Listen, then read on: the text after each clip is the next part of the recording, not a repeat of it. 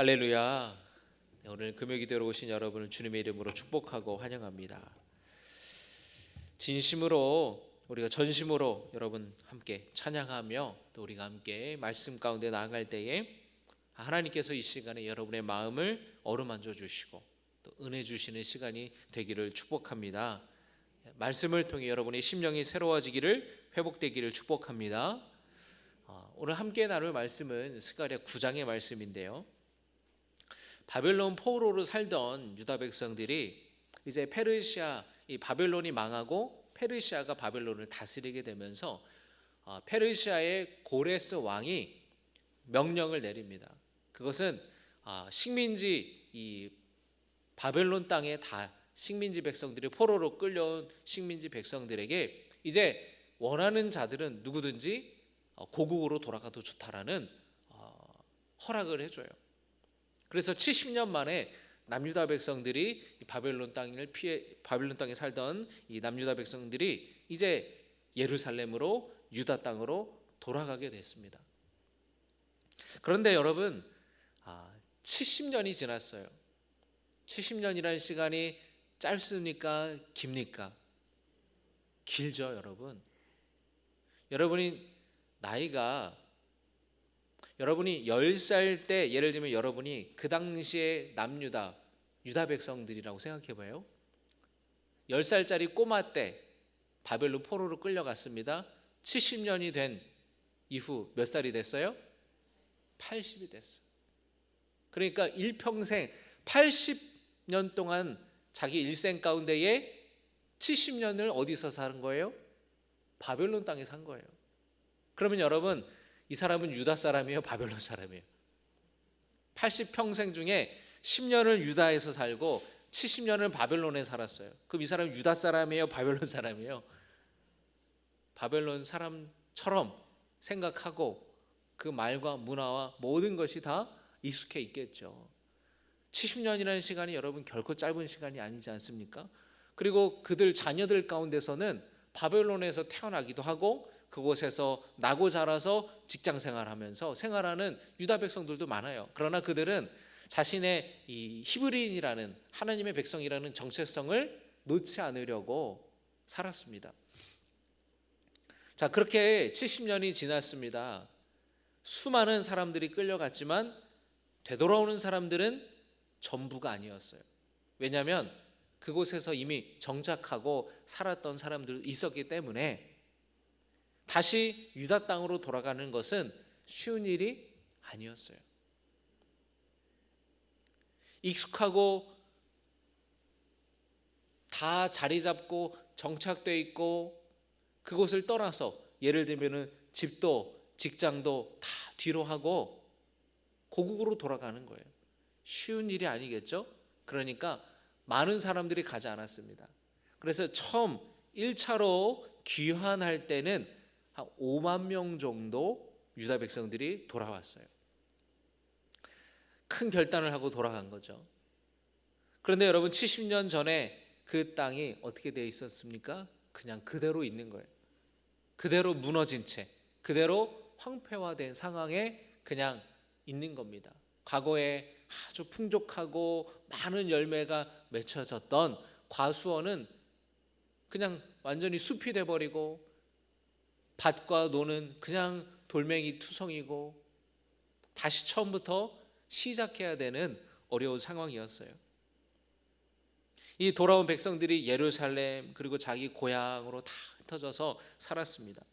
그래서 예루살렘, 그 과거에 엄청나게 다윗과 솔로몬 시대에 또 그 이후의 왕들 시대에 찬란했던 이 도성이었던 예루살렘이 그냥 형편없는 상황이었어요. 그곳에 사람들이 500명, 600명밖에 예루살렘에는 살지 않았습니다.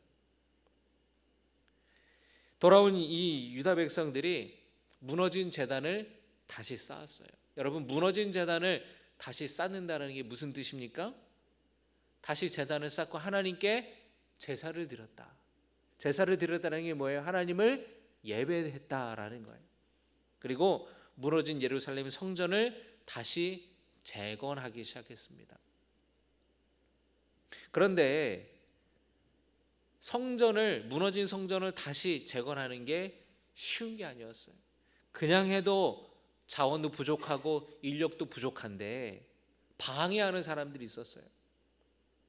사마리아 사람들이 이 성전을 재건하는 것을 방해하는 거예요. 그래서 그 당시 페르시아 왕에게 지금 이 성전을 재건하고 있는 것이 반역을 꾀하는 거라고, 그래서 못하게 만든 거예요. 그렇게 성전이 중단된 지가 16년이 지났습니다. 여러분, 이게 지나가다 보면은 가끔 공사하다가 중단된 건물들을 볼 때가 있어요. 그렇죠, 여러분? 아파트나 빌딩이나 건물을 보면은 가다가 공사가 중단됐어요. 여러분 어때요? 을씨년스럽죠. 사람이 없어요. 창도 없고 그냥 썩어가고 막 떨어져 나오고 공사가 중단됐습니다. 참 어려움이 있죠. 근데 예루살렘 성전을 재건하다가 중단된 거예요. 16년 동안이나. 하나님께서는 학개와 스가랴, 이 두 선지자들을 하나님이 부르셔서 중단된 성전 건축을 다시 시작할 수 있도록 이스라엘 백성들에게 하나님의 말씀을 전합니다. 그래서 그들을 다시 위로하고 다시 격려하면서 다시 이 성전 건축을 시작하라고 하나님 도우시겠다고 함께 하신다고 말씀하세요. 스가랴에서도 말씀을 보면 그래요. 오늘 9장의 말씀을 보았지만 8장까지의 말씀을 보면은 다시 성전 건축을 재개하도록 하나님이 격려하시고 함께 하신다고 그들에게 힘을 주는 말씀을 하시는 것을 보게 됩니다. 그리고 이제 9장에서부터 좀 다른 차원의 말씀을 하시는데 미래에 대한 예언의 말씀을 하시는 거예요. 하나님이 뭐라 그러시냐면은 장차 이방 나라들을 심판하실 거라는 겁니다. 그러면서 하드락과 다메섹과 두로와 시돈 땅에 대해 말씀하십니다. 9장 3절과 4절입니다. 우리 한번 같이 읽겠습니다. 두로는 자기를 위하여 요새를 건축하며 은을 티끌같이 금을 거리에 진흙같이 쌓았도다. 4절입니다. 주께서 그를 정복하시며 그의 권세를 바다에 쳐넣으시리니 그가 불에 삼켜질지라. 하나님을 두려워하지 않고 자기 지혜로 교만했고 요새를 건축해서 자기 힘을 과시하고 자랑했어요. 재물을 자랑했습니다. 그러나 하나님의 심판을 피할 수 없다라는 거예요. 그들이 자랑했던 힘, 권세, 권력, 재물 다 바다에 쳐넣겠다고, 불에 삼켜질 거라고 하나님 말씀하십니다. 그리고 이어지는 5절에서는 블레셋을 심판하실 것이라고 말씀하세요. 그들의 교만을 끊어버리고 가증한 것들을 제거하겠다고 주님 말씀하십니다. 그런데 7절의 말씀을 여러분 유심히 살펴보면은요, 좀 뭔가 심판과 멸망과 다른 이야기를 하나님이 하십니다. 심판받은 후에 살아남은 자들, 남은 자들, 블레셋 사람들이 하나님께로 돌아와서 하나님의 백성이 될 거라는 거예요. 블레셋 사람들이. 7절의 말씀 보겠습니다. 같이 읽겠습니다. 그의 입에서 그의 피를 그의 입 사이에서 그 가증한 것을 제거하리니 그들도 남아서, 그들이 누굽니까? 블레셋 사람들. 그들도 남아서 우리 하나님께로 돌아와서 유다의 한 지도자같이 되겠고 에그로는 여부스 사람같이 되리라. 이스라엘 민족이 아닌, 유다 사람들이 아닌 이방인인 블레셋 사람들도 하나님께 돌아와서 구원받는 일이 있게 될 것이라는 거예요. 심판 가운데서 자기 죄를 회개하고 하나님께로 돌아온다면 블레셋 사람이라 할지라도 하나님은 그들을 자기 백성으로 삼고 그들을 구원하시겠다라는 약속이십니다. 할렐루야. 마치 여러분 뭐가 떠올라요? 요나가 떠오르죠. 여러분, 요나가 하나님의 말씀을 듣고 처음에는 거절하지만 그 다음에 아수르의 수도 니느웨 성에 찾아가서 그곳에 하나님이 심판하실 거라고 하나님의 말씀을 전했을 때에 니느웨 사람들의 반응이 어땠습니까? 옷을 찢고 죄를 뒤집어 쓰고 금식하고 눈물로 자기 죄를 회개했어요. 그때 하나님께서 하나님의 그 진노를 거두시잖아요. 그들을 하나님의 멸망과 심판을 거두신다고요. 그들을 하나님께서 구원하신다고요. 마찬가지예요. 여러분, 그 요나서의 말씀이 뭡니까? 여러분, 지금까지 이 이스라엘 백성들은 뿌리 깊은 선민 사상이 자리 잡고 있었어요. 이방 민족에 대해서는 엄청나게 배타적이고 우리가 선택받은 백성들이야. 근데 그거를 자랑했어요. 그것 때문에 교만했어요. 우리가 어떤 짓을 저질러도 하나님은 다 우리를 용서해 주셔. 다 받아주셔. 교만했다고요. 이방 민족에 대해서는 배타적이었고, 그런데 하나님께서는 뭐라고 말씀하시냐면 이방인일지라도 하나님을 경외하고 자기 죄를 회개하는 자들을 하나님이 자기 백성으로 삼으시고 구원하신다라는 거예요. 그것이 하나님의 뜻이라는 겁니다. 이어서 하나님께서 장차 오실 왕에 대해 말씀하시는데, 여러분, 이스라엘 백성들이 바벨론에서 유다 땅으로 돌아왔지만 왕이 있어요, 없어요? 없어요. 지금 이스라엘이 백성들이 돌아가기는 했지만 다시 나라를 회복한 건 아닙니다. 주권을 회복하고 나라가 회복된 건 아니었어요. 그 이후로 이스라엘 백성들은 19세기, 20세기 올 때까지 나라 없이 그냥 흩어져 살았어요. 여전히 페르시아의 지배에 있었고 그 이후에는 헬라의 지배, 로마의 지배, 그렇게 살았습니다. 그런데 스가랴 선지자가 뭐라 그러냐면은 장차 왕이 오실 것이다 라고 말씀하는 거예요. 근데 그 왕은 지금까지의 수많은 왕들과 사뭇 다른 왕이라는 거예요. 어떤 왕이냐면 공의로우신 왕이다. 그 왕은 구원을 베푸시는 왕이다. 그 왕은 겸손한 왕이다 라고 스가랴는 말씀합니다. 9절의 말씀 보겠습니다. 제가 읽어드리겠습니다. 시온에 따라 크게 기뻐할지어다. 예루살렘에 따라 즐거이 부를지어다. 보라, 내 왕이 내게 임하시나니 그는 공의로우시며, 우리 같이 읽겠습니다. 시작. 그는 공의로우시며 구원을 베푸시며 겸손하여서 나귀를 타시나니 나귀의 작은 것 곧 나귀 새끼니라. 아멘. 곧 왕이 너에게 임할 것이다. 그러면서 하시는 말씀인데, 여러분, 이 말씀 누가 생각나십니까? 여러분, 예수님이 생각나죠. 예수님이 예루살렘에 들어가실 때에 뭐 타고 들어가셨어요? 나귀 새끼. 그러니까 이 스가랴가 예언한 장차 오실 왕에 대한 예언이 예수님을 통해 이루어지게 되는 거예요. 예수님을 통해 성취가 되는 거예요. 예수님을 통해 완성이 되는 거예요. 여러분, 그 예수님이 오실 것에 대한 예언을 이 스가랴가 합니다.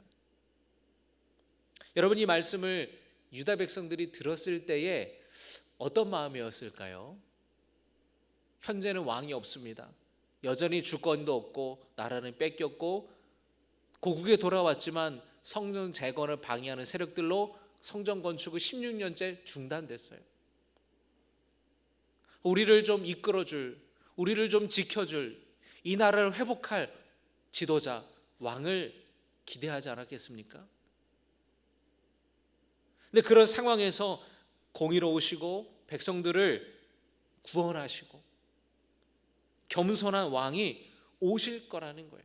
그 미래에 대한 이 예언의 말씀은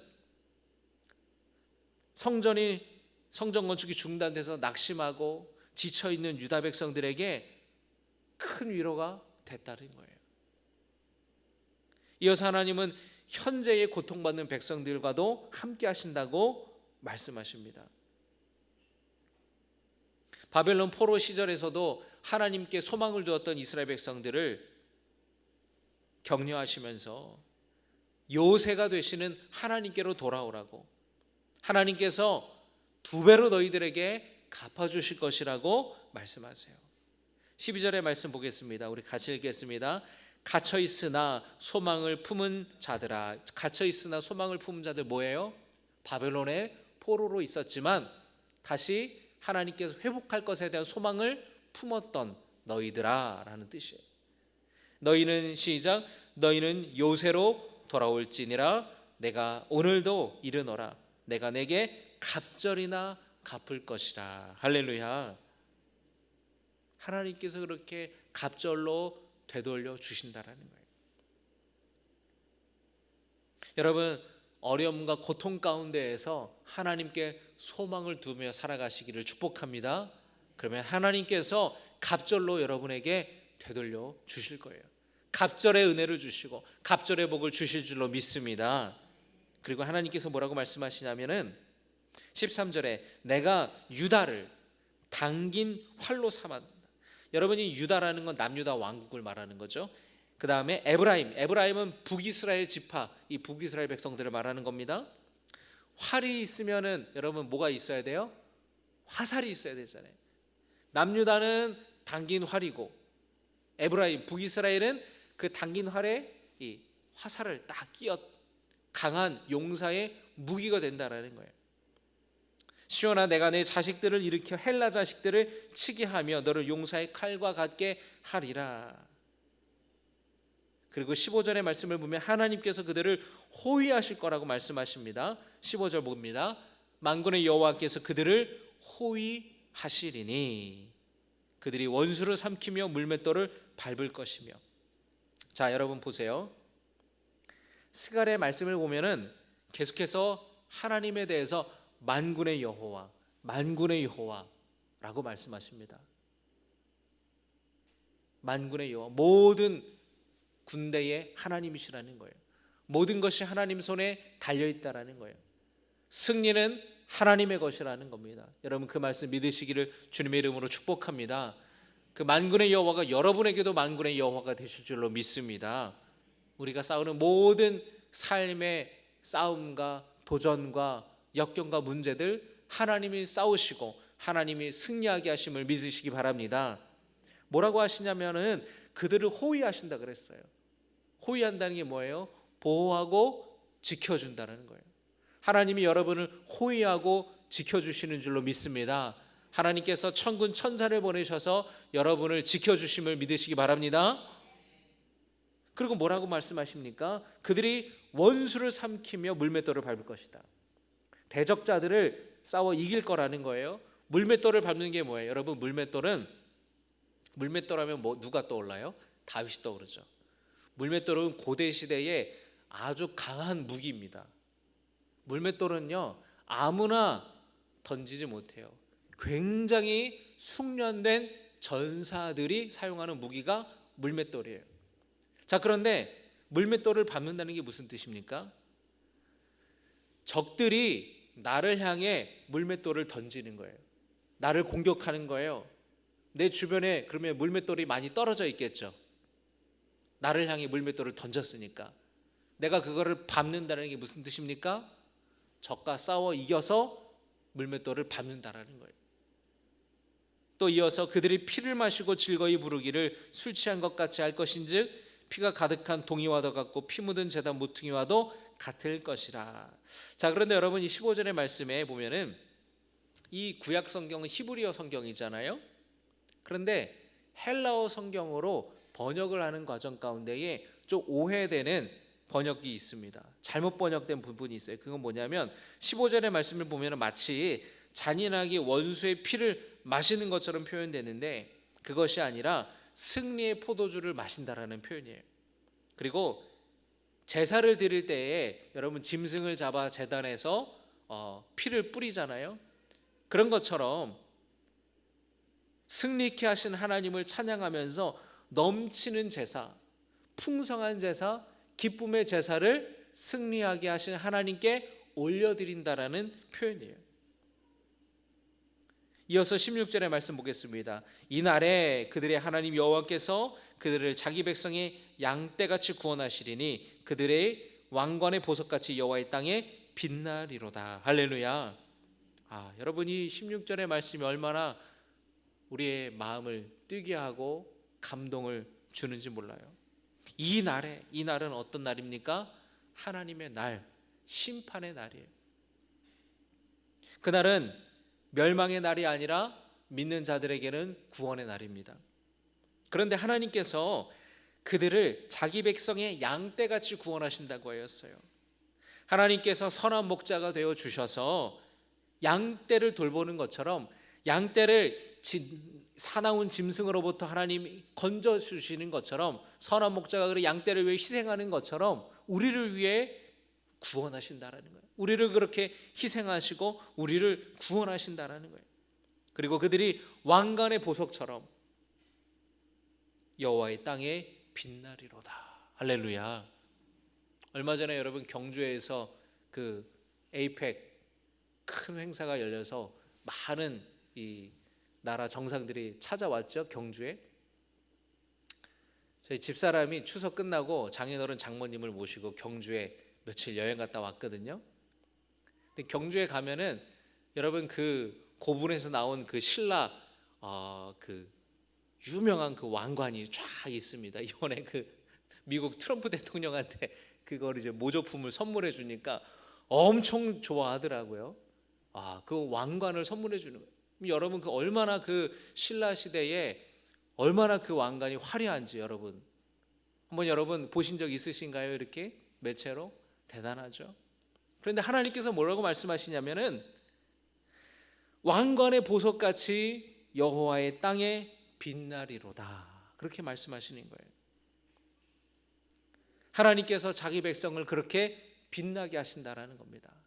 여러분 이 말씀이 여러분에게 큰 위로가 되고 힘이 되고 감격이 되기를 주님의 이름으로 축복합니다.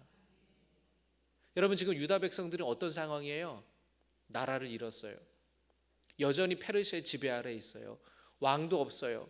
그들이 예루살렘으로 고국으로 돌아왔지만 70년 동안 방치된 채 있는 상황에서 하나님이 이 앞으로의 그 미래에 있을 이 영광스러운 날들을 스가랴 선지자를 통해서 말씀하여 주셨는데 이 말씀을 들었을 때 이스라엘 백성들의 마음이 다시 뛰기 시작했어요. 다시 설레기 시작했어요. 다시 희망으로 가득 찼어요. 다시 일어설 수 있는 용기를 얻게 됐다라는 것입니다. 여러분 이 말씀이 여러분에게도 소망이 되고 여러분의 마음을 뛰게 하고 그래 하나님이 내 삶 가운데에 큰 일을 행하실 거야. 하나님 우리 가정 가운데에 내 삶 속에 하나님이 해같이 빛나게 하시고 왕관의 보석같이 빛나게 하실 거라는 믿음을 가지고 여러분 승리하시기를 주님의 이름으로 축복합니다. 17절의 마지막 말씀 같이 읽겠습니다. 그의 형통함과 그의 아름다움이 어찌 그리 큰지 곡식은 청년을 새 포도주는 처녀를 강건하게 하리라. 그의 형통함이 아름다움이 얼마나 크게 될 것이냐. 하나님이 여러분을 형통하게 하시고 아름다운 인생이 되게 하시는데 그렇게 크게 할 수 없을 정도로 대단하게 하나님의 은혜를 주신다는 거예요. 그래서 곡식은 청년을 포도주는 처녀를 강건하게 하리라. 곡식이 여러분 이게 무슨 뜻입니까? 곡식과 포도주가 엄청나게 많이 풍성한 소출을 거두게 될 것이라는 하나님의 약속입니다. 여러분 이 말씀 이스라엘 백성들에게 큰 위로가 되죠. 내가 이방의 교만한 나라들을 심판하겠다.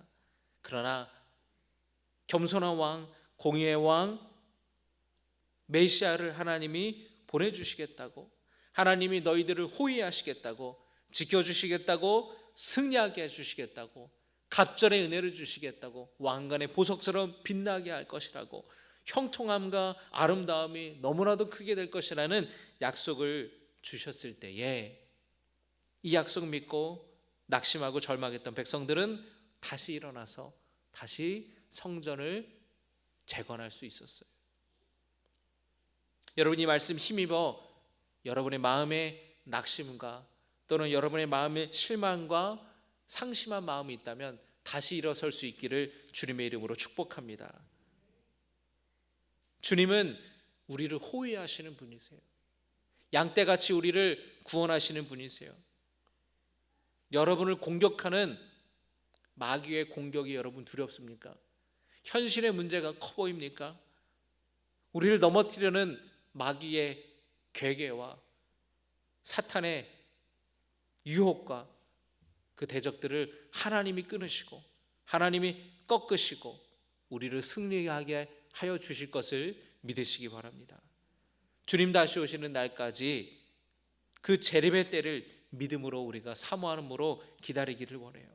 믿지 않는 자들에게는 그날은 두려운 날이고 심판의 날이겠지만 우리는 기쁨의 날인 줄로 믿습니다. 하나님이 함께 하시고 하나님이 해결해 주실 것을 믿고 선한 목자 되신 주님 우리를 인도해 주실 것을 믿고 풍성하고 형통한 복을 주실 것을 믿으며 나아가는 주님의 자녀들 되기를 축복합니다. 기도하겠습니다.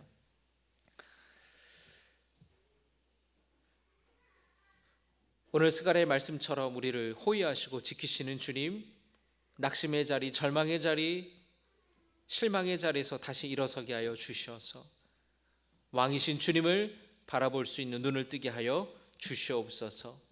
평강의 왕이신 주님, 능력이 많으신 주님, 만군의 여호와 하나님, 우리 모든 주의 자녀들을 지켜주시고 눈동자와 같이 함께하여 주시옵소서. 예수님의 이름으로 기도드리옵나이다. 아멘.